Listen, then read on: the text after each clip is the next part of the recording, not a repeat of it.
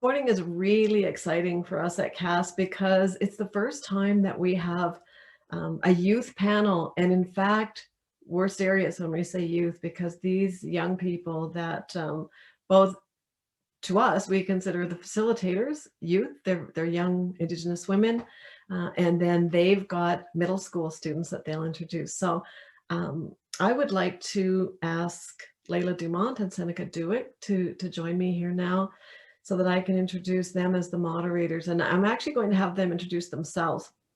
But I just want to say that I personally and we at CASS are so proud of what the two of you are doing, really creating space. And, you know, Sean talked about it last night, that whole co-creation, and you at Roots of Resilience Education Foundation have just done an incredible job. And I've really enjoyed hearing all the feedback from Indigenous people and others across the country about how you're doing that and creating space for Indigenous and non-Indigenous people in education and across the country to actually get that opportunity to really hear firsthand from Indigenous people and making that space. And so I also just want to acknowledge that I know that Sharon Morin is your guide, and she's also on your panel in your board of advisors. And so it really, really is all connected. So with that, I'm going to turn it over and ask you ladies to go ahead and introduce yourselves. And I'm so excited because I've had the privilege of getting to see you prepare and work with these young people. So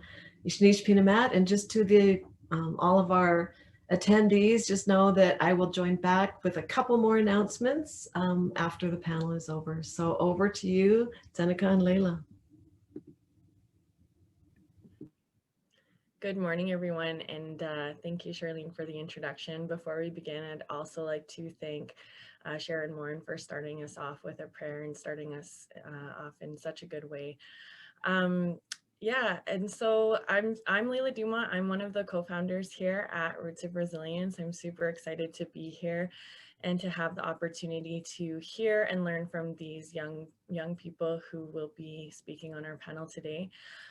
So I am a Cree woman from the Treaty 6 territory, Onion Lake Cree Nation, and my background is in community rehabilitation, public safety, and education, and I'm just super excited to be working with Roots of Resilience to expand on this really important work, and as Charlene said, to be creating space for Indigenous voices. Over to you, Seneca. Thank you, Layla. Thank you, Charlene. And of course, Sharon, thank you for starting us off in a good way. My name is Seneca Dewick. I am also one of the co-founders here at Roots of Resilience. I'm joining you here in Treaty 6 territory from my home, and I am a member of the Kakushahau First Nation. I was born Soto Assiniboine, but I was raised Stoney Nakoda here in Treaty 6. And I'm so thankful that we get to go ahead with CASS this year, and so excited to hear and have you all hear from the youth that we have here today. I'm very excited to hear that Layla and I are still youth as we're getting older. But I just want to say how proud we are of these kids and all of the work and the time that they have put into preparing for today. And we are especially excited because Layla and myself have been working with these kids to get them ready for today, and very proud to say that they have decided that they're going to take over for Layla and I. And so of course we're going to be here for them every step of the way when they need us, but unless that happens, they're going to come on and share with you what it is that they've been working on.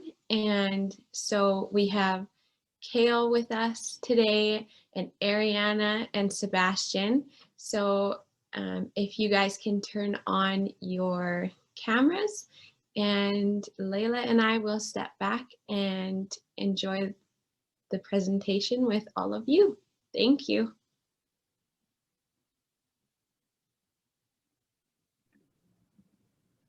Before we jump in and turn it over, I just wanted to mention that Arianna specifically will be moderating. So for Sebastian and Kale, don't get worried there. She's going to be asking the questions and following the order that we talked about. So over to you guys.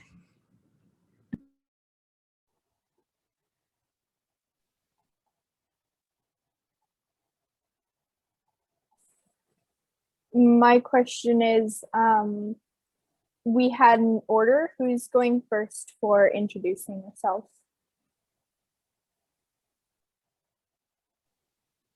Yes, sorry guys.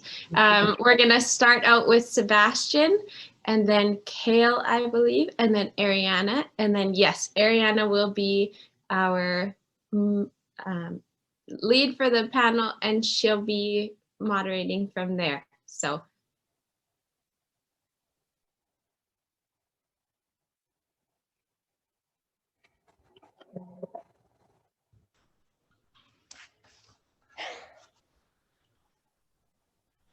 Hi, my name is Sebastian Duvall. I'm 10 years old, and my background is I'm part Mi'kmaq on my father's side. My home reserve is in Nova Scotia. I go to a French immersion school because my mother is French. I like to go ice fishing and hunting with my father. Shooting my compound bow.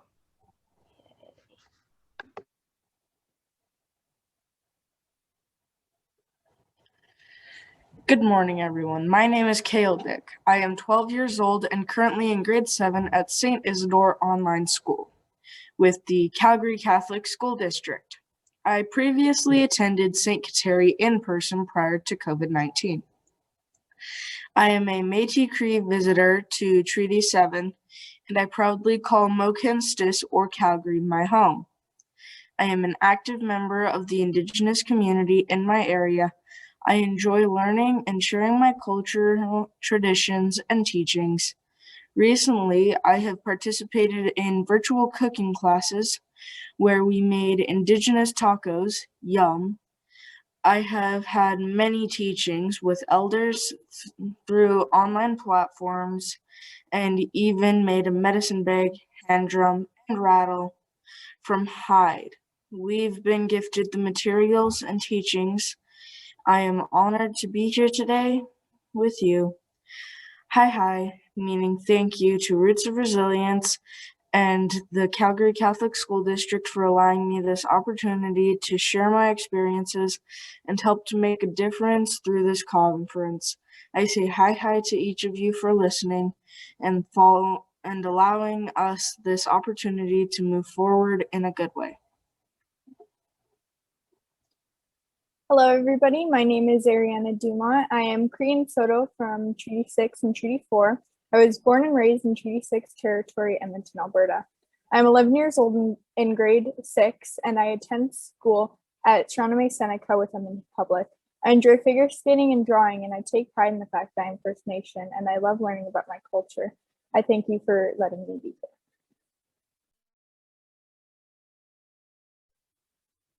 For the first question is, how would you describe your experience in school? I'm going first. Overall, my experiences in school have been positive, but there have been a few moments where I felt unwelcome as a First Nation student. I've experienced classmates making fun of our songs and language and often mimicking it in a joking manner. These songs and languages are sacred to us, and for people to be making fun of it makes me feel like I'm not accepted. But I do feel like this school is trying to introduce more Indigenous education. For in grade 5, we did a blanket exercise. Other students were able to learn about what happened to our people and what impact it had on us by kind of experiencing it through the exercise. But then, when talking about an Ojibwe creation story, I had a teacher call it a myth, again making me feel uncomfortable and unwelcome.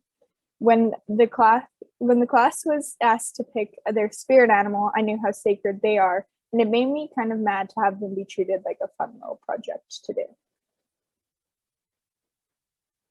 So that was my experiences in school. Kale, you were going next. Personally, I would describe my school experience as overall positive. However, as an Indigenous student, I do not feel that there is a distinction between myself and other students in the school system. I am fortunate that I can fit into two worlds, the Indigenous world and Canadian world, but this isn't the way it should be. However, this became a survival tactic from intergenerational trauma. Previously, I attended St. Kateri Tekakwitha School with Calgary Catholic in Calgary. And if you are not aware, St. Kateri is the only Indigenous saint. Hold on, I lost where it was. St. Kateri is the only Indigenous saint who was canonized from Blessed Kateri to saint in October of 2012. While at St. Kateri School, we had amazing principals and have supported Indigenous programming that helped us feel welcome and included. The territorial acknowledgement is read with purpose each morning before O Canada. We actively participate in smudge ceremonies and have traditional medicines such as sweetgrass, sage, and cedar. Our celebrations and liturgies would start with a traditional smudging. We participate monthly in traditional teachings through stories and activities. Some of my favorites have been from Sia Tuskin and Medicine Wheel education, such as Trudy's Rock Story and The Sharing Circle. With these types of books, we have had follow-up activities such as our own sharing circles and making talking sticks as a school, where each person received one to make. These experiences have added to my positive experiences for most of my education. However, now that I am at St. Isidore, out of all of my teachers, there are only 2 that do the territorial acknowledgement before their class. Being an Indigenous student has no positive or negative effects. I am always surprised by who is Indigenous in my school, because there is no inclusion for us to get to work together, network, or bond as an Indigenous community. I recently had a friend tell me their school wasn't allowed to do a dress in multicultural wear because the person above the principal said that it could cause bullying. This is the exact opposite of what we want to teach people.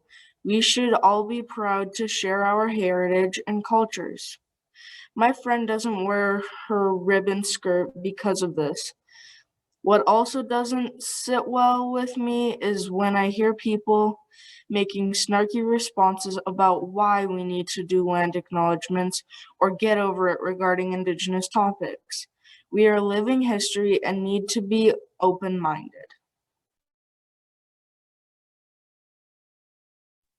It's interesting that you do smudging in your school. I feel like that's a good thing to make First Nation students feel welcome and like their teachings are valid in schools. I feel like that would be a good suggestion to all schools. You talked about intergenerational trauma. That is still very present, and a lot of people like to say that we need to get over it, and it was a while ago, but intergenerational trauma still lives within the kids our age.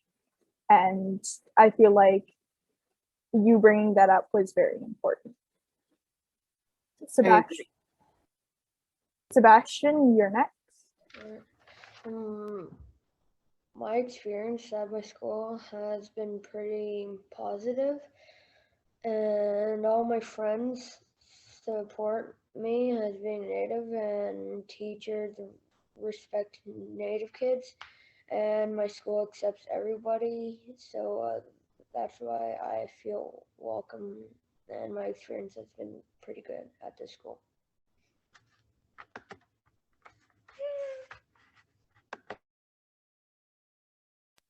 So your friends make you feel welcome in school? So what do they do to support you? Do they listen to your teachings? Like,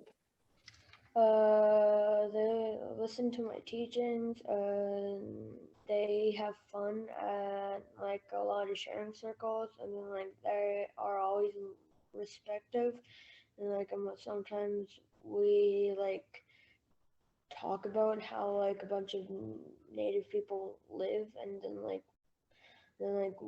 like imagine if like we are, it's like the native people, it's like when they were like shoot bows and stuff, and then like we would think that is pretty cool, and then like that just makes me happy around them, and like I just feel welcome by that.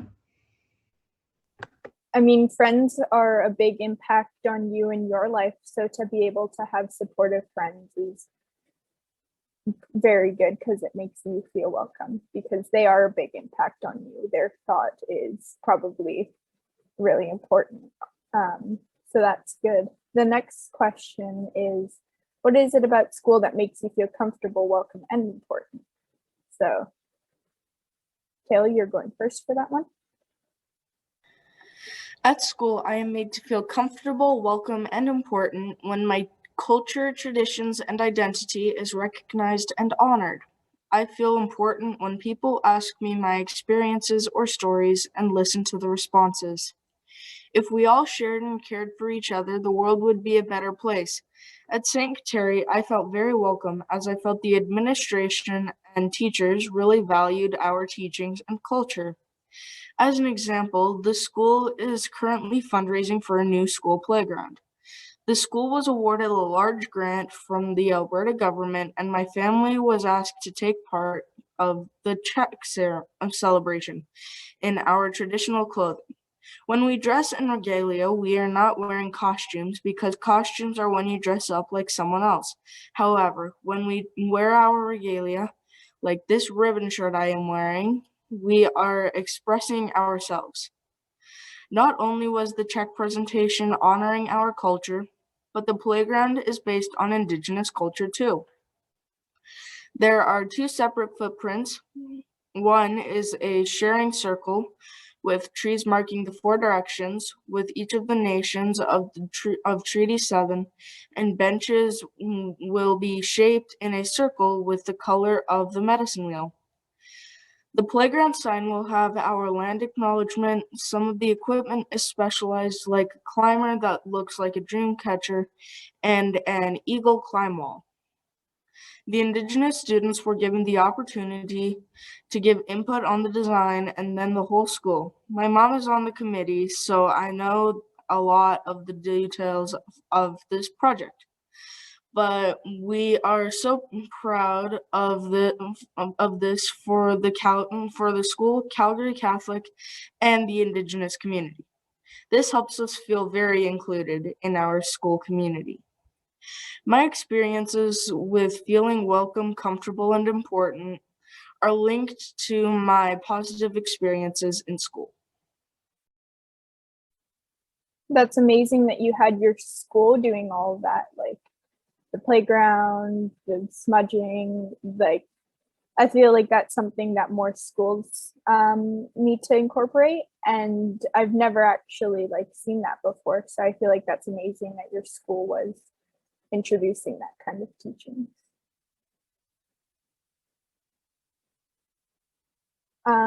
Next is Sebastian. What is it about school that makes you feel comfortable, welcome, and important? I feel welcome because we do a lot of sharing circles and we make talking sticks, and also our school brings in an elder to teach us about the native lifestyle, and yeah, that's really it. I feel like sharing circles are very important because it gives kids the opportunity to be able to open up. So I feel like that's great to have. Next is me. My friends make me feel welcome and important, and always listen when I want to tell them something about my culture. And when they used to do land acknowledgements at my school every single day. And I feel like they're honoring our relationship we have with the land and acknowledging that we're still here. Also, having Indigenous staff member work with me and a few other kids made me feel like someone understood me. And it showed me that there are more Native kids in my grade than I think there is. When you're not telling people that you're Native, you don't realize how many other kids there are. So I feel like that helped me see that there are other kids that understand the intergenerational trauma and the teachings that I have.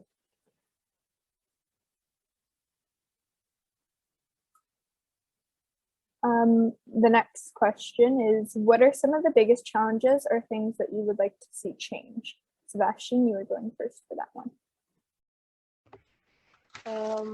I would like our school to have more nature walks for Native studies, and for changes, I would like to learn more about residential schools and to learn about a smudging ceremony at our school.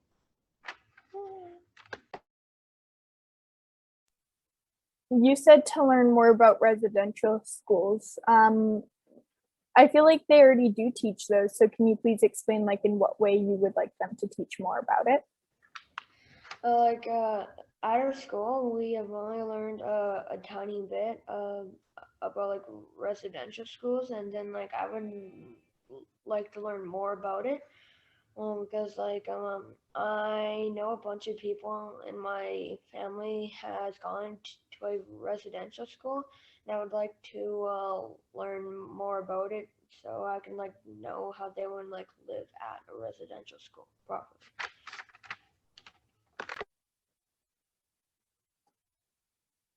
Okay, so I feel like that is important, learning more about residential schools, because they have a big impact on the Native people and the reason that there is intergenerational trauma.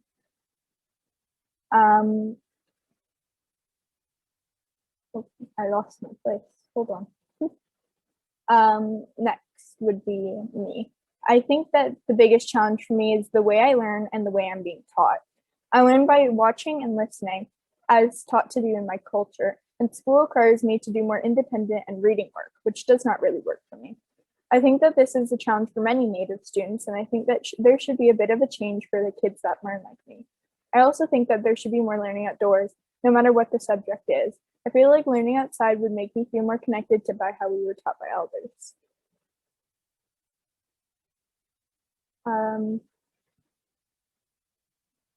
Because like when you're learning outside, you feel more connected to nature, and I feel like outside kids are able to focus instead of being inside of a noisy classroom. They're able to hear the wind, the trees, and kind of feel connected. And then Kale, what are some of the biggest challenges or things that you would like to see change? You brought up some really good points about being outside. I'm going to read mine now. So, one of the biggest challenges that I see is the stigma from others. Indigenous people are often seen by the general public as a dirty culture, ripped apart by residential schools, intergenerational trauma, and the attempt to strip us of our culture. We are associated with drinking, living off government money, and being leeches to society, which all of these are stigmas and prejudice, where the majority is not true for our community.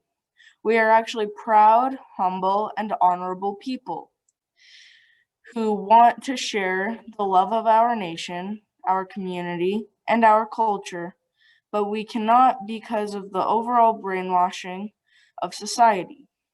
We need to promote the positives of our culture, show the stories and teachings. However, we are not able to because we are scared. I remember a story my mom once told me about registration and demographic forms each year. For quite some time, she didn't indicate that we are First Nation, Métis, or Inuit, because in her eyes, there were no benefits. By checking that box, what was the incentive for or purpose for us children? We are now indicated correctly on our forms. As I understand, this can benefit me as I get older and look for universities. But right now, where does that funding go? I don't find anything special about needing to indicate my ancestry on these forms. I would welcome cultural programming and sharing with dedicated funds in the future. Another huge challenge is that people are afraid to try. Their fear of being wrong or someone being offended. As Indigenous people, we are also need to be understanding and accepting to work together. I want people to know that we appreciate the effort. If you're unsure, ask, get direction, and seek information. We want to work together. We want to move towards reconciliation in a good way. This can only happen if people are willing to try. No one knows everything, and we can always learn.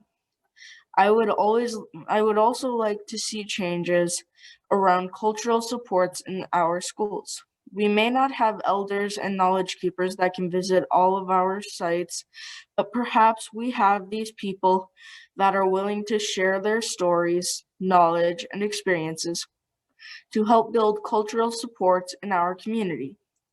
I think it would be wonderful if there is the opportunity for us to build our culture while influencing others around the school.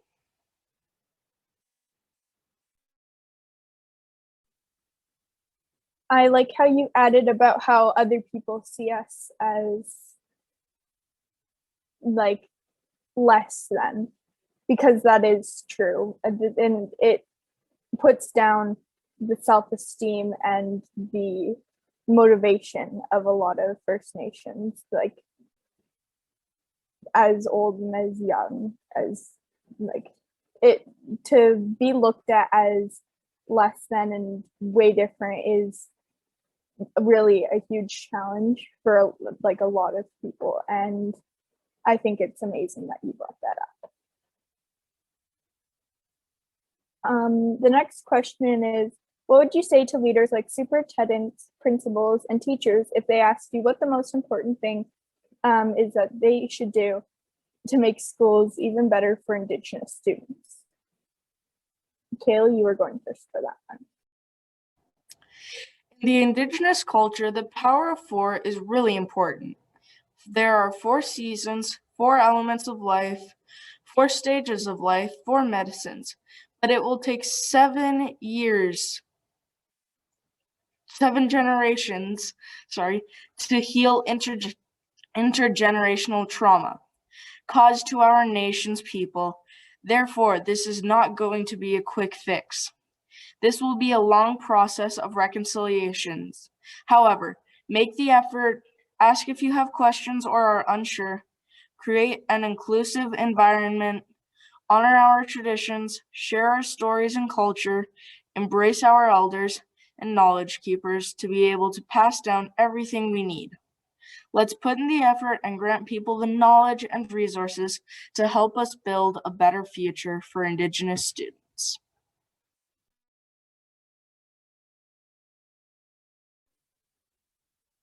I love how detailed these are. You really know what you're talking about, and you seem like you are very mature, and a lot of kids don't know how to speak about this publicly. So this is to Sebastian too. You both are doing very good. Not many kids are able to speak this publicly in front of other people. Thank you. I appreciate our teamwork. Sebastian, you are next. Do you need me to reread the question or? No, I got it. I would like to introduce school powwows or other native celebrations. Celebrations, so our school can have a fun time, and also like I want to know how like school powwows and everything work. Yeah.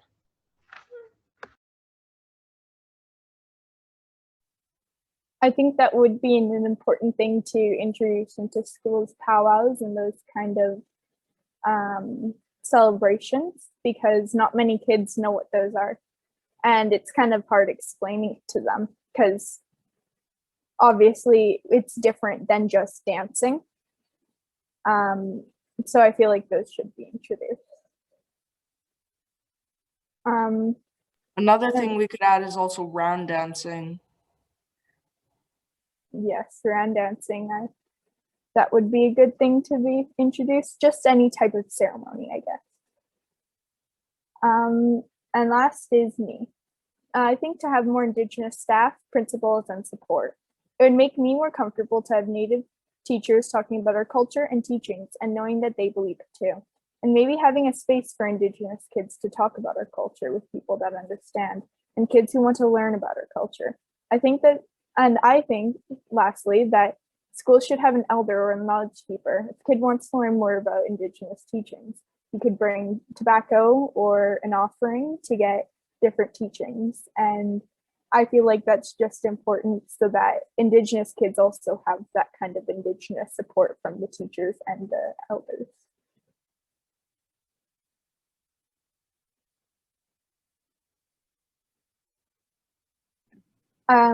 Is there anything anyone wants to add to any of the questions, or should we move on to? Thank you for moderating.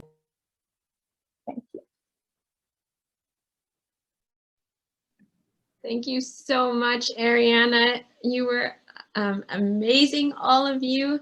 I just want to say, first of all, when you all get out of school and you are jobless and you want something to do, we will absolutely have a space available for you here at Roots of Resilience, because you guys are absolutely unbelievable speakers, and you are, like Ari said, wise, very wise and mature, way wiser than, if that's a word, I was at your age. You just amaze me. I'm so glad that we got to hear from you all this morning. And it's such, it's such a cool way to start our day, because we just get to sit back and watch the future of, us as Indigenous people. It makes me so proud to see how strong our young ones are, and, how well you are able to communicate, even though, it's really hard to switch from the normal life that we're all used to and come onto Zoom and have to have these conversations in such a different environment. But you guys make me so proud. And I'm so, I just keep seeing all the comments coming in, and I know Layla wants to say something to you guys. So I just wanted to say all of those words and thank you so much and tell you how amazing you all are. Thank you, Seneca. Yeah, I will really just add on to what Seneca said. I am so incredibly proud of you young kiddos. As Arianna said, and as Seneca echoed, it's not easy to come onto a platform like this and talk about some of the things that you guys talked about, some of the very important things you talked about. And so I'm so incredibly proud of each of you for being willing to come and share in this way. And so each of us here today can learn from you, and thank you, Arianna, for moderating. You did such a wonderful job, and to Kale and Sebastian as well for all of your effort and time that you spent putting into getting ready for today and for presenting. So thank you. You guys are very inspirational and powerful young voices, and as Seneca said, we're just so excited to see where you will go in your future. And so keep speaking up, keep using your voice, and yeah, we're just so incredibly proud, and thank you for being here with us today. So as Seneca mentioned, we have tons of comments coming in, and so we're just going to read a couple of those to you, and then I believe that Charlene has some announcements that she needs to make before the break as well. So we'll turn it over to her, but before we do that, we'll read some of these comments, I think.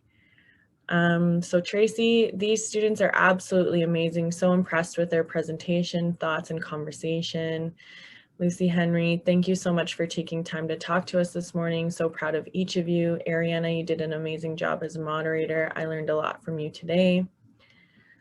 Arianna has skills that exceed mine after 30 years in the education field, from Tracy. Cynthia, this is fantastic. The student voice is so powerful. I am learning and reflecting through the thoughts you are sharing. I'm blown away. Thank you for sharing. We can always do better and your voices are instrumental.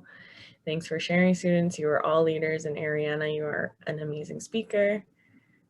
Jen, do you know where I'm at with some of these? They're just so many. There's like over 60 comments, so thank you all. But just keep coming in. Yeah. Wise beyond your years, yes. Keep sharing this important information. Thank you for being with us this morning. This was wonderful to hear your perspectives and ideas. Thank you.